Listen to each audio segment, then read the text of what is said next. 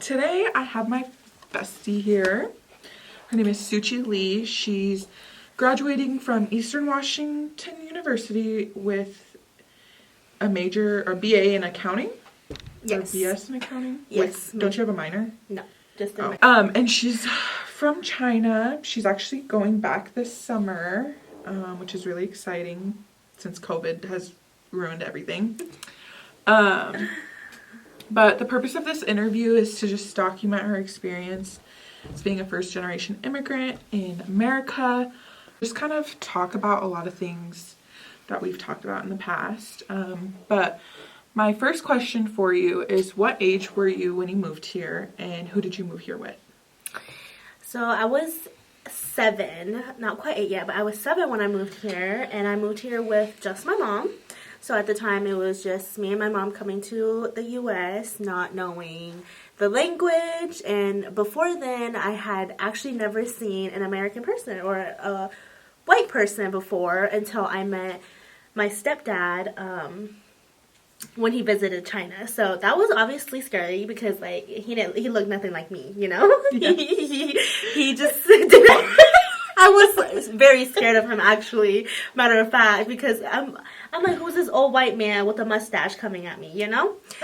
And then I actually didn't finish first grade when I had moved here, so I skipped half of first grade because at the time when I moved here, I had to test to see what grade I would, or like what grade I was supposed to be in. Mm-hmm. So I skipped half of first grade because I was just so good at math. So I waited till second grade to attend an elementary school here.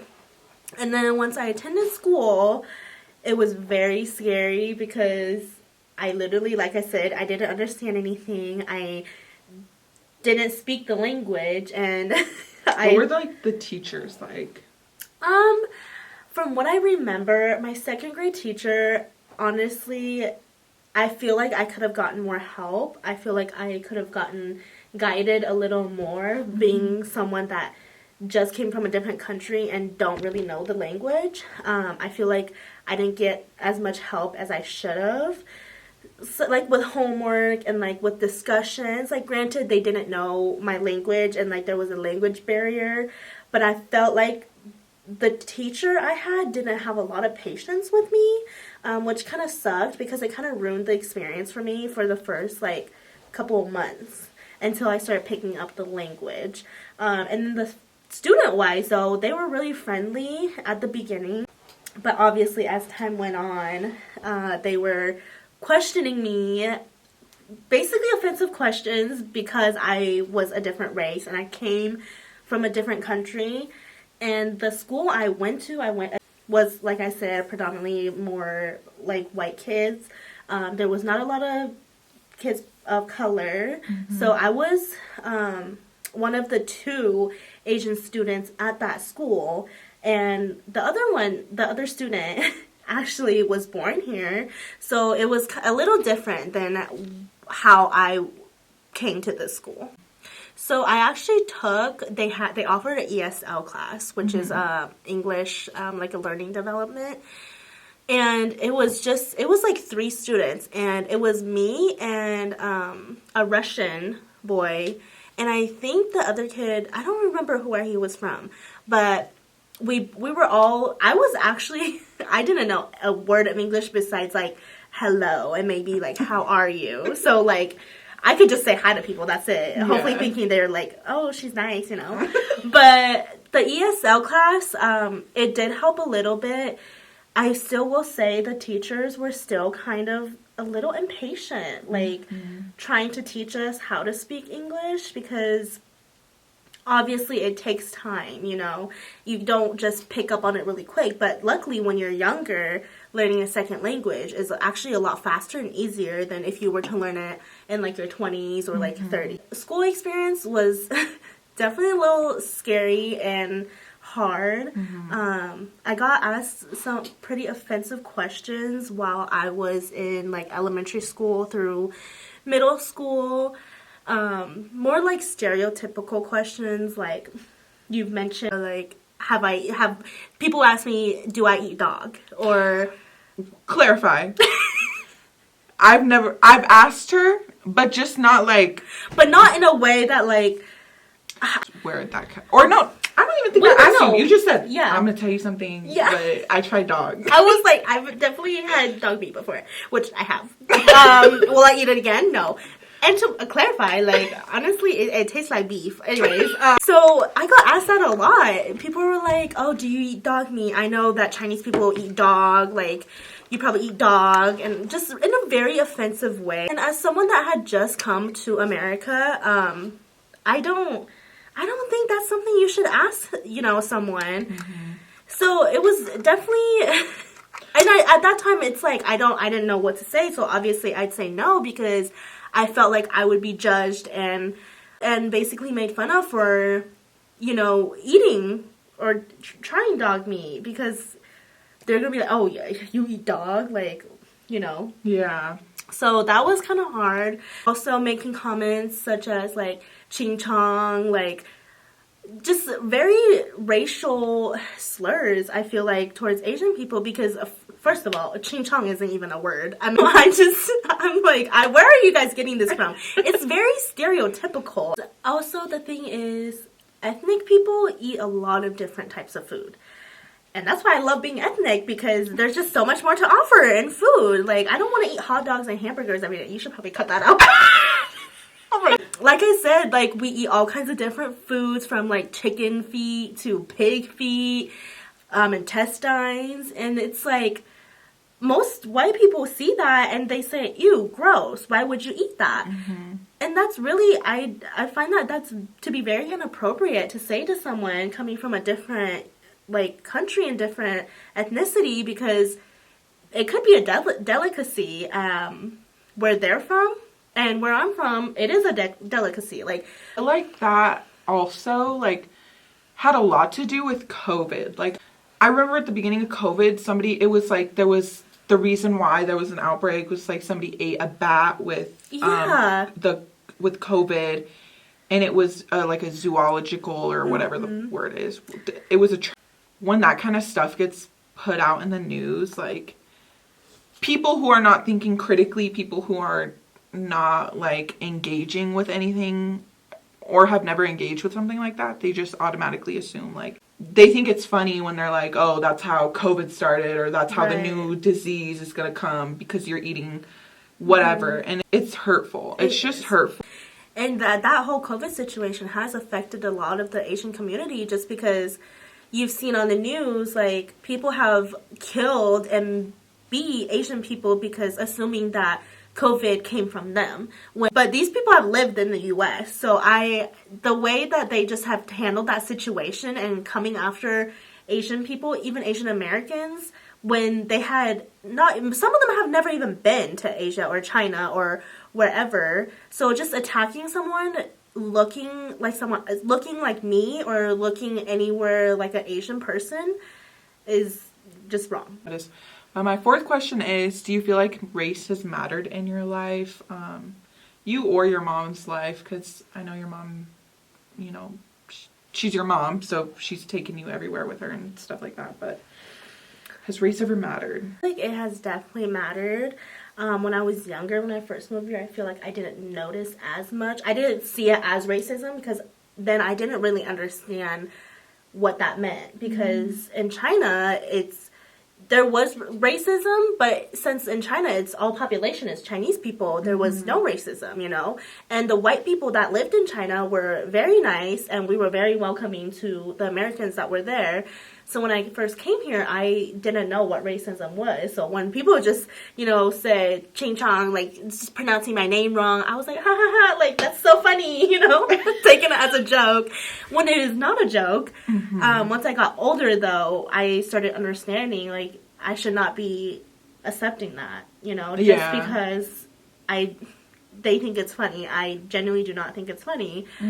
My mom, with her career, has faced quite a bit of racism, mostly because of the field that she's in. So we didn't come here with money. We were actually quite broke when we came to America. So my mom had to start from the very beginning. on getting her business, working prior to that, saving up money to open up a business. And she has a massage business. So with that, there's a lot of stereotype with prostitution and assuming that there's always happy endings with Asian massage, which is not the case. And it's very unfortunate that people think that, because they harass my mom. And it obviously makes her uncomfortable because it's a stereotype and they just assume. It's dangerous. It's very dangerous. Because she's the only one there. Yes. And it just sucks to see, because she has gone through masseuse school. She has paid her way to getting her license and starting her business, for it all to come back and basically bite her in the ass with the whole prostitution situation. So that was really rough, and it's still to this day, she's still dealing with it, because unfortunately there are places that do that. But what I see is people think it's such like big deal when Asian women if they are doing prostitution or they are doing happy endings, they find it to be disgusting. They find it to be like not womanly. But then there is white people that are also doing the same thing, just on a different platform and not in like a business like that, or maybe it could be in a business like that, but on a different platform, and they get praised for it. So I just find it really unfair that you can see this side of women doing what they can to make money and being shamed for it, and then the other half being praised for what they're doing and making their money. We talked about this in the last video we tried to shoot. But, like, it was one of the readings that we did in my CRES 280 class that this is the final project for. Meant to clarify that. But it was talking about, like, the feminization of Asia and how Asian men are feminized in the way that they're, like, the only labor that was for them was restaurants, hospitality, laundries, stuff like that. And then for women, the stereotype was that they're like these super, succubus, seductress type of people, and that they carried like diseases that white women didn't carry. And I think that stereotype runs deep. Like, I think that when people assume that, it's just that stereotype, the feminization, and it runs deep, and it's really sad to see, especially for your mom, who you're so close to. And when people assume that, it's like they don't understand they're doing more harm than good. And that's not to excuse it. Like, just because they don't understand doesn't mean that it's okay. But I think people don't get the history behind that. Mm-hmm. It is hard listening to people ask my mom that, just because... And she's a very, she's smaller, like, she's short and she's petite. So, obviously, like, she doesn't feel safe either when a man is coming to her and to her business asking those questions. Because she is also by herself. If anything were to happen, she has no way to really defend herself. So, it's dangerous, and it's very unsafe. My next question is about Chris. He's your stepdad. He's the one that brought you guys over here. What was it like growing up with Chris? And he's also conservative, which I know that has affected you as you've gotten older. And how does that work? So, yes, to clarify, love this man very much. I treat him like he is like my biological dad, because he has done a very great job raising me to the person I am today. So yeah, he brought me and my mom to America, which I will always be thankful for. And the issue I had when I was younger, more like when I was in my early teens, I felt a little embarrassed going in public with my parents, just because the stereotype of an older white man marrying an Asian woman because an Asian woman is trying to get their green card or, whatnot. So the stereotype is there for sure. And going in public with them, it just felt like we were out of place because my dad is 20 years older than my mom. They had a really good relationship, and it just felt, like I said, it just felt out of place. And because people would look at us and they would automatically assume. They would automatically assume that, oh, she married him for a green card, or because he has money, she married him, which is definitely not the case. So it was just a little hard kind of juggling that. But then when I grew up, and I realized that it's nothing that I should be embarrassed about because everybody's family dynamic is different. Mine is just not the typical family that a white family would be. Like, you know, parents showing a lot of affection, being together still, and having family events and all that. So it was definitely different. I'm thankful that CRES was the one who brought us over here because he has supported us through literally everything and has helped us with everything. We don't always get along just because, like I said, well, like she mentioned, he is a conservative older man. His viewpoint is very different in a lot of ways than mine, just because, first of all, our generational differences and our political views as well. Not saying that he's racist or anything, but more That's of a scary like, word. Yeah, that is a scary word. But it's more of like the economic sides of it. Sometimes he will, you know, mention how the Chinese government is just crazy and trying to spy on us and all this, which honestly, like, as us, I don't know if I should say this on camera. Hopefully this won't go to China, but Chinese citizens aren't the happiest with their government either, but they have no choice because communism, you know.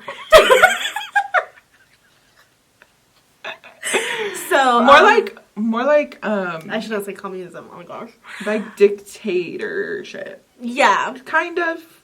something like that. It's just more restrictive there. Right. Like, right, you don't have as much freedom, like freedom of speech and like just a lot of freedom like we would here, you know, like people be packing guns to the grocery store, you know. and I don't necessarily think that there's a lot of freedom in the U.S. either. Like, Right. we're not doing great on the freedom front either. And I think that that's really hard for Americans to accept, is that we're not as free as we think we are. Americans like to point fingers at other governments. It's really hard with those conversations, especially for you. Right. Like, And like she said, those conversations are just hard to have, especially with my dad, because in a lot of cases we don't agree or have the same view on the things we discuss in that matter.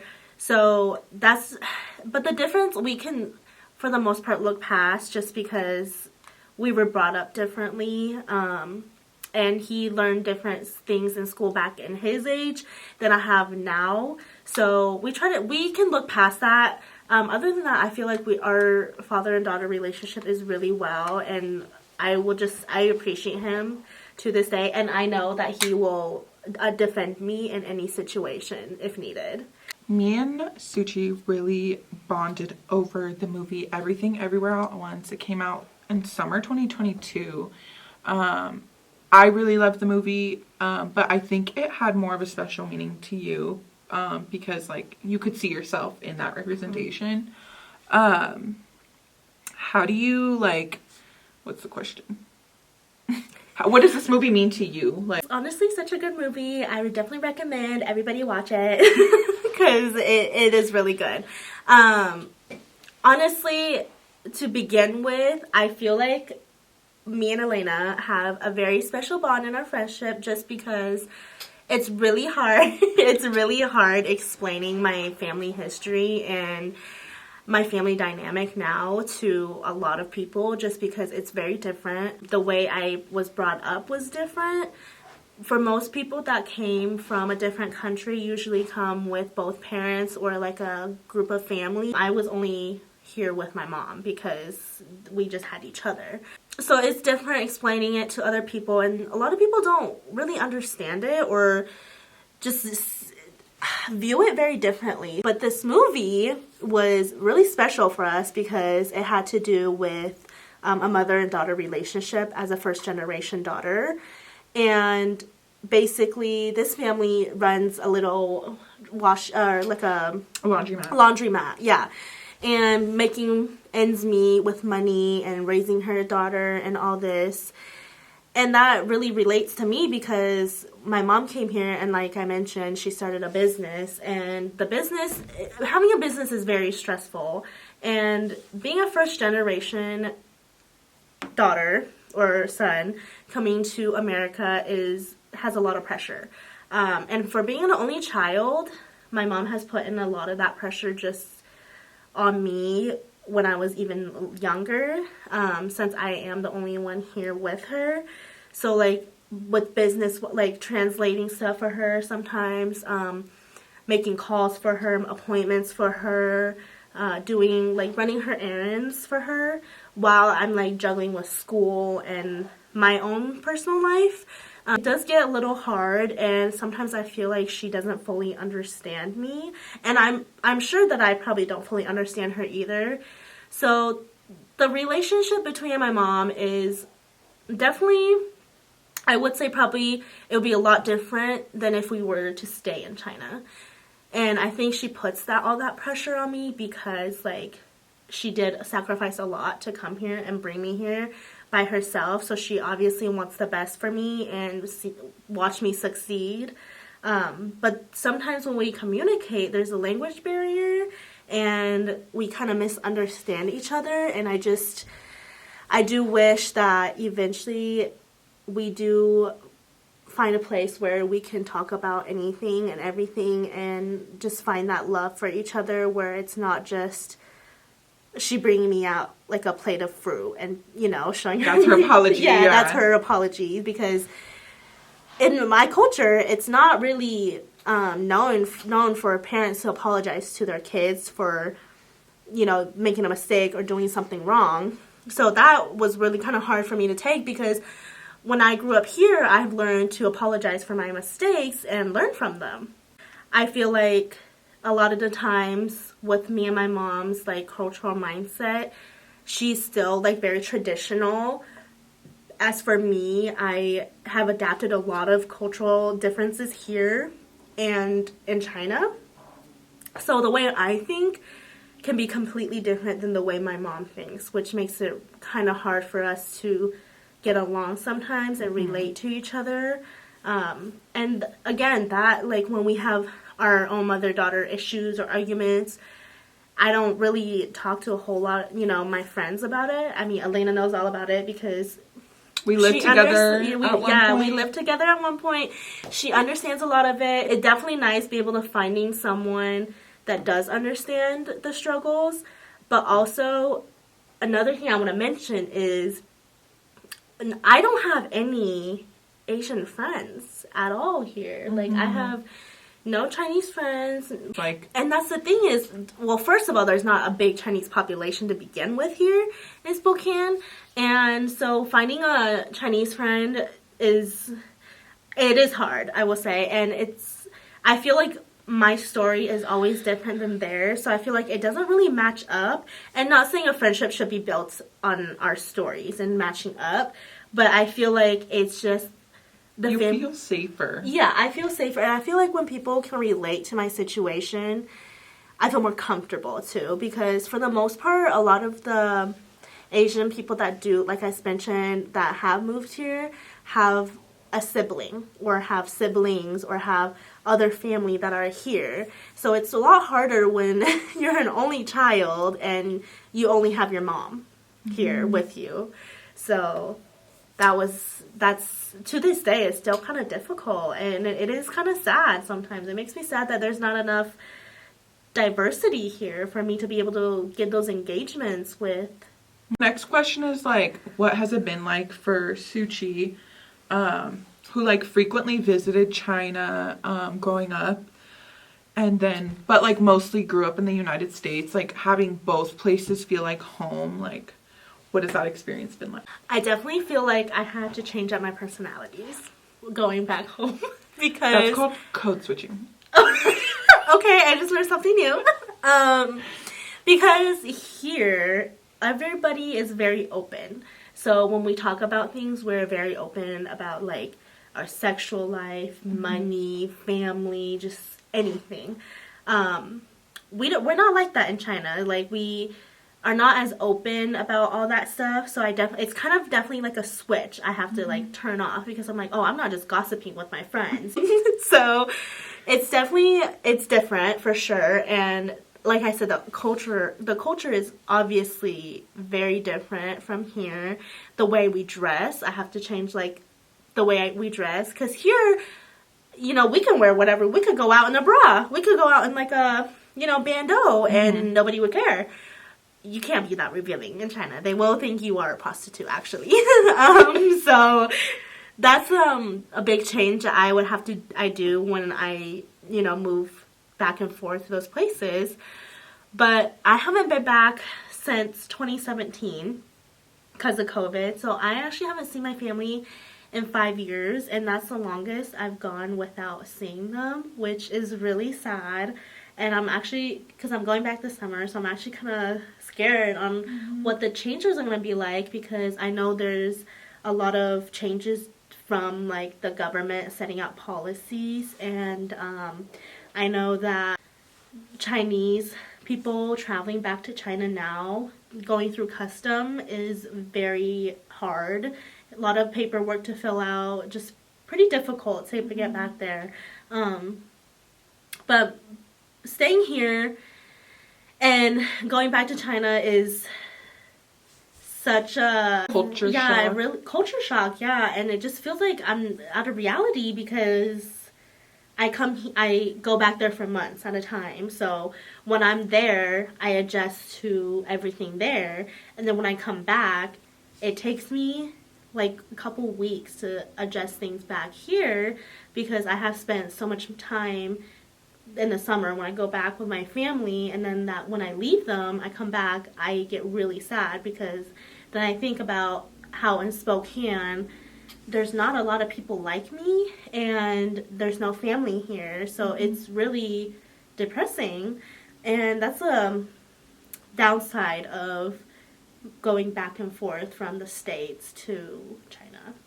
I think there's a lot to be said in the way you feel when you come back, because my source is TikTok on this, but like, use an example, like people from, let's say, Mexico, like when they have lived in the US for like their whole lives basically, or like grew up in the US their whole lives, but then they go to Mexico for the first time, and they have this feeling of like they feel like completely better, like able to get up in the morning, like more energy and all of this. Like I feel like there's something to be said in the connection of the land that you're from, and how that really does affect people. Like I don't think, you know, in the ancient times, I don't think we were meant to like, I mean, we were nomads at a certain point, but like this is going off on a tangent. Yeah.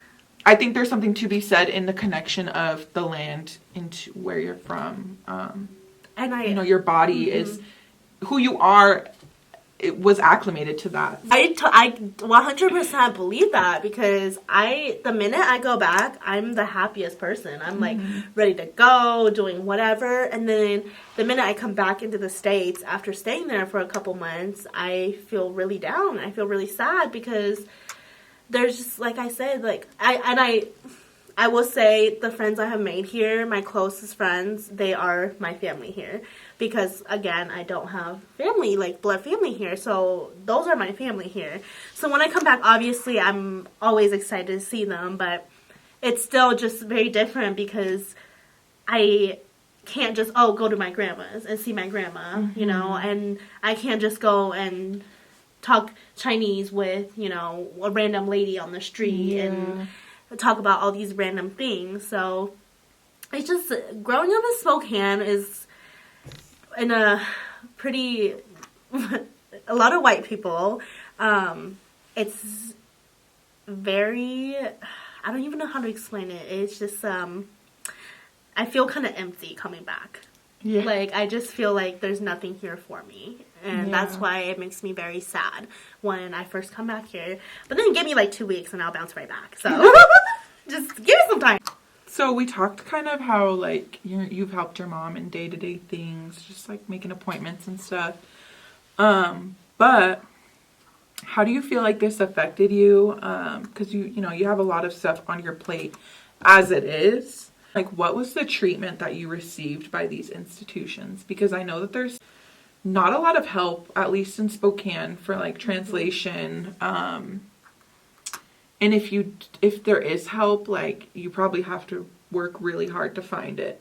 But yeah, how's that work for you? So so we mentioned that I do help my mom with a lot of stuff, like making appointments. And one of the instances I will mention was me making a doctor's appointment for her. And when you make a doctor's appointment for someone else, they have to be present there to speak on the phone.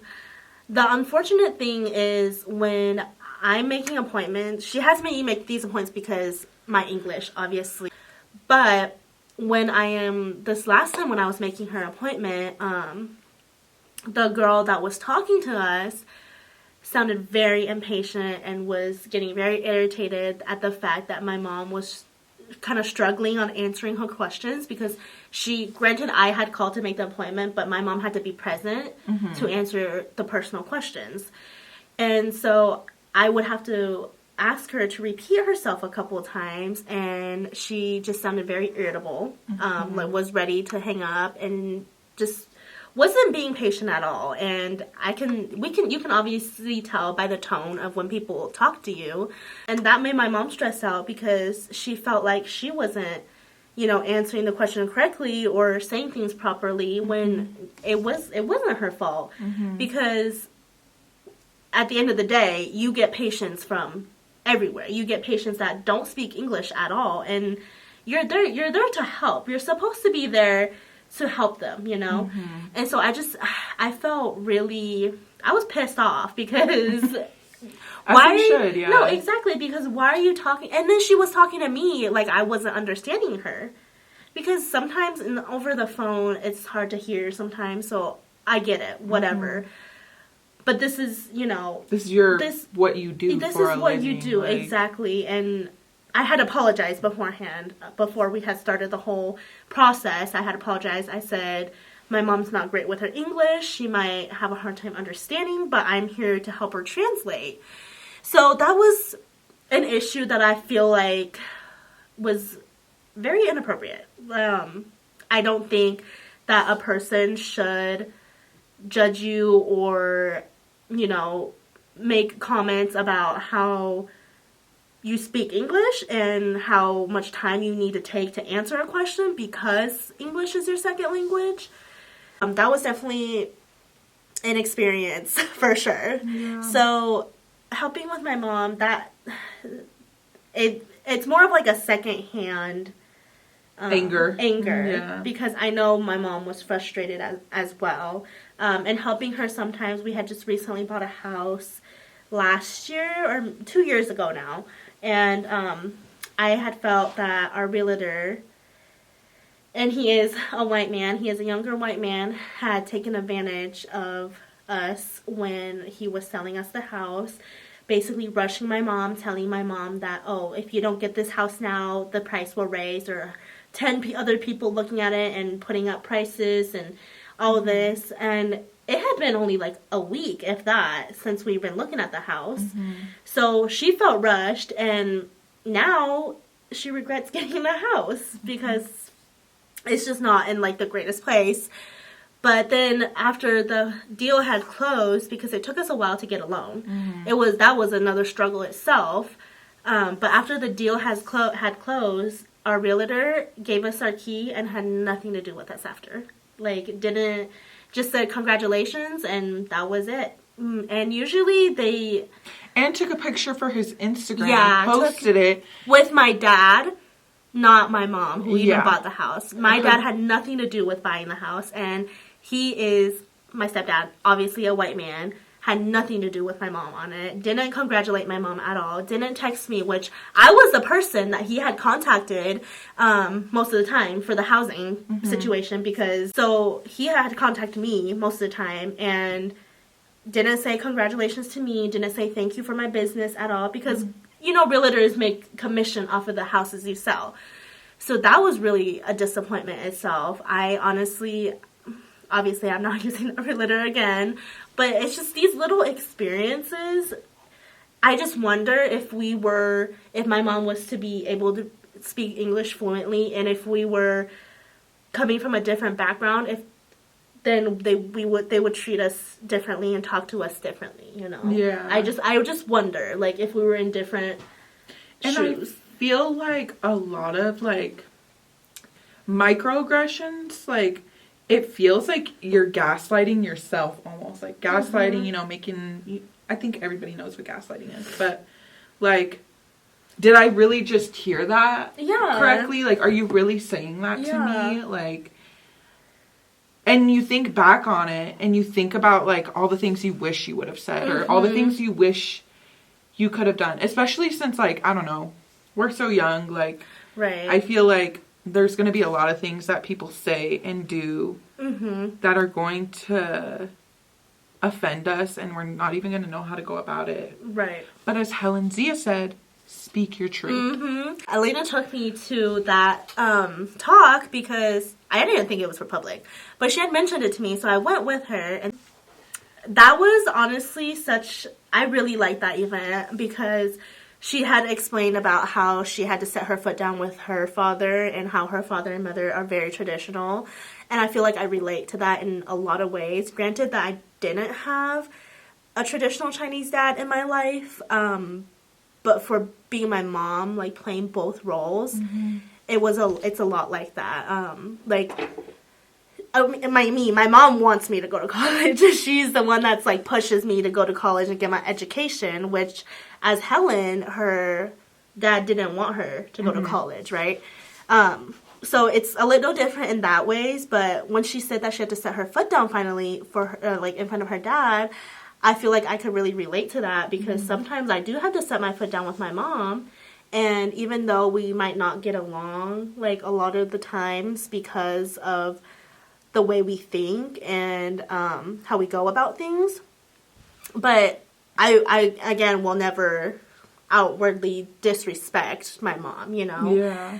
But like I said, the pressure is a lot because she does push school on me, and as she grew up with, you know, with both her mom and dad, but she didn't have a great life with her husband, which was my biological dad. She had to fend for herself with everything. So the whole traditional of, you know, you're a girl, you should be marrying to a man, and the man should be working, and you should be at home watching kids and all that, that doesn't exist in my mom's life. So for me, she expects me to get a really good paying job, succeed in life without having a man, without being married or marrying me off to a man, because I know that in Chinese tradition, a lot of the times that when you get older and graduate college and you're like mid-20s and late 20s, the mom usually like sets up blind dates for you and tries to marry you off.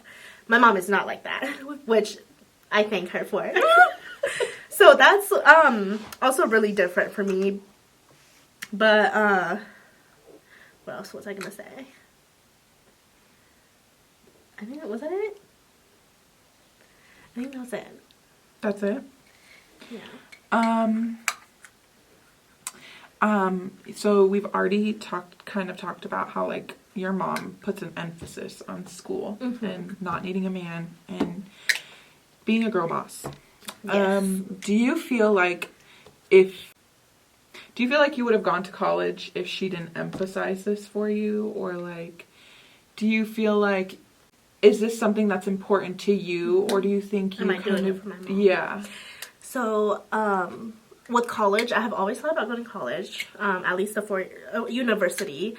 Grad school, on the other hand, I wasn't planning on going to grad school when I first started college, but my mom had always had that idea in her head that I'm going to be doing grad school. And for a lot of the times, I feel like a lot of the things I do or am going to do is for my mom and to make my mom proud. And that's another thing about being a first generation child being here, is that we gotta, you know, make the money, we gotta make our parents proud, because Or like you have to make it worth it. Yeah, like, make it worth them. it for them to bring us here and sacrifice a lot of things, which that goes back to me not disrespecting my mom. And I know that a lot of white people don't understand that I can't just say, oh, fuck off, mom, you know, or just like shut the door in her face or, you know, fight back with her. Because I know that a lot of kids here do be talking crazy to their parents and saying some crazy out of order, out of pocket things. And I just, all I can do is gasp because I'm like, I could never, you know? Yeah. So, and that's also because it's like, I know that my mom has sacrificed a lot for me to, you know, enjoy my life and not be on the streets, obviously. But yeah, so a lot of the things I do, I feel like I do for my mom. Mm-hmm. It might not be completely because I want to, but because I want to make her proud. Yeah. And that's also really hard because she's a woman with a lot of desires, and sometimes I can't meet them all because I'm not a perfect child, you know? Mm-hmm.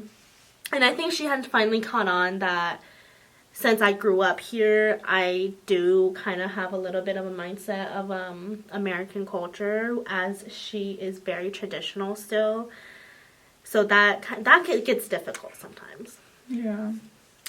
I feel like Americans place a lot of emphasis on individualism and, you know, if you just work hard and do everything yourself, that you'll make it somewhere. But it's like, we're not we're not products of ourselves, you know, like when people expect you to like stand up to your mom in a way that they deem you should. I feel like that shows a lot, like the individualistic, because like you are obviously aware that, you know, your mom has provided a lot for you. It's not just about you, it's about her too. And I feel like that's where, you know, it differs for you. With just people in America is like, you know, that the relationship you have with your mom is like symbiotic, like it goes both ways. Whereas here it's like we're raised up until we're 18 and then it's us. Yeah. And it's us that, you know, decides our future. Or not decides our future, but it's us that... Like, you're an adult. You can do... You need to do what you need to do. Like, nobody else is going to help you or do it for you. And, I feel like that's reflected a lot. God. Yeah. No, definitely, because that was another culture shock was when you're 18 here, you're an adult. You can move out of the house. You can, you know, get married. You can do whatever you want to do because you're an illegal adult. And with me, I'm 22, just graduating college. And I'm still living with my mom. And my mom expects me to be with her and live with her and take care of me until I am married off to a man. Or until when I get my own, like, big girl job, you know. So that was definitely a cultural shock, seeing that a lot of the white families, they just kind of, like, kick their kids. Not all of them, but a lot of them just kick their kids to the curb when they're 18. And basically, like, having them pick... Ad break. Mom's calling. Wait. Hi. Hi. Oh, going back to the not disowning your kids when you're 18, but kind of like having your kids go their own way when they're 18. That's just, it was such a culture. It still is kind of like a cultural shock, but at the same time, like, when I turned 21, I was like, oh, I'm an adult now. Like, my mom shouldn't be controlling me the way she does, you know? But then I also had to sit back and think that it's not because she's, like, the way we think is a lot different now. So, yeah, that was crazy to me. But, I think a lot of it has to do, though, with the fact that you guys are your only people here. And, like... essentially everything your mom does is for you. In the Western frame of thinking, it would be like, well, I don't owe my mom anything, you know, I didn't ask to be born. You know, like at the end of Beef when he's like, what is it? Eastern medicine doesn't work on Yeah. or no. No, Western medicine doesn't work on Eastern minds. Yes, and I completely agree because therapy is talking on the topic of therapy because I know we all need it. But therapy in China is only for the people they think that is mentally ill. So I have actually mentioned therapy to my mom because obviously we have a lot of things to talk about and work through. Yes, in the new show, Beef, they say that Western medicine does not work on Eastern minds. And it is very true because when I rant to some of my American friends, they don't understand or they give me solutions or try to give me solutions that aren't reasonable for me, you know, like, why can't you just tell your mom no? Why can't you just, you know, do what you want and just stop obeying your mom? But that's not really how it works, you know, because I know it's easy for them to do that, but for me, I don't disrespect my mom like that. I mean, sometimes I will say some, you know, foul things. Not always on purpose, but I'm a kid too, you know? I make mistakes.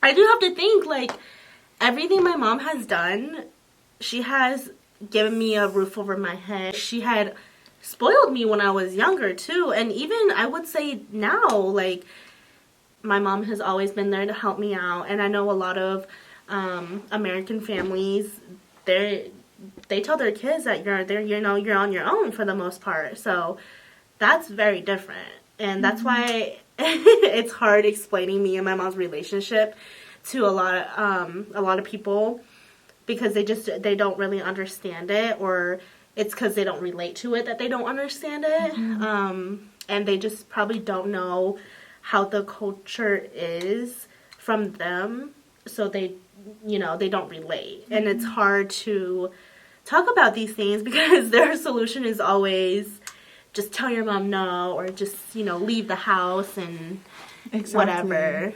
Well, I think that's all the questions I have for today. Thank you for spending your entire afternoon trying to record this. Thank you for having me as a guest. I actually really enjoyed this because I do love sharing my story. It's nice being able to do it for a project for school and for this topic, but off camera usually I just rant to her and tell her my issues. So now it's on camera. I'm really happy that we did this, and I'm really happy I went to see Helen Zia. That was really great. And I hope that we can do, maybe for grad school or something, we can do another project like this. Yes. But thank you. Bye.